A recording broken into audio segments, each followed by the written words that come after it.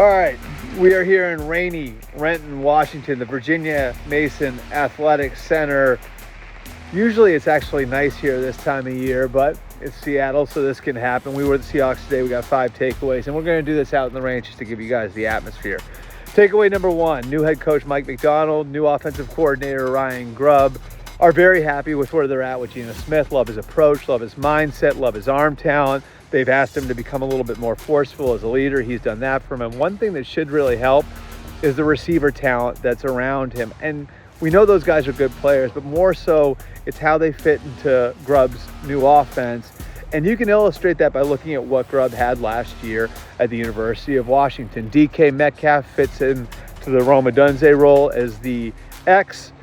Jackson Smith-Njigba fits into the Jalen McMillan role as the H. And Tyler Lockett fits into the Jalen Polk role as the Z. Takeaway number 2, along the offensive line, Charles Cross looks like he's poised for an all-pro year at left tackle, but you knew how good he was. What should determine how good that group winds up being is what happens at the 3 interior spots. Laken Tomlinson likely starts at one of the guard spots. At the other guard spot, Anthony Bradford, there's hope that he's going to become a staple, is going to have to hold off Clendon Curtis.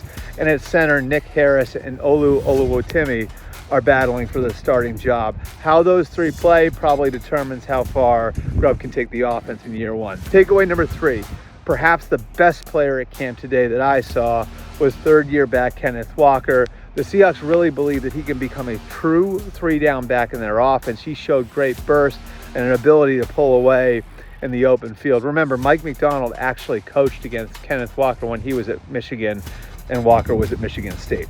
Takeaway number 4, on defense, maybe the biggest question is how the defensive tackle situation is going to sort itself out. First-round pick Byron Murphy has been really good heading into his rookie year. They're really impressed with how mature he is. He looks like a guy who is preparing and working beyond his years, and the talent, of course, is obvious. The vision long-term is for him to play the Justin Matabuke role in the Ravens-style defense. Maybe stylistically he comps to Grady Jarrett a little bit better. He'll be a good player. The question is how he'll fit in to the way that they set up that front with Leonard Williams, Jonathan Hankins, and Jaron Reed also part of that mix. Finally, takeaway number 5, cornerback depth will be a question, but it looks like the Seahawks have a pretty good starting point with 2 of their young stars. Devin Witherspoon has been fantastic throughout the offseason.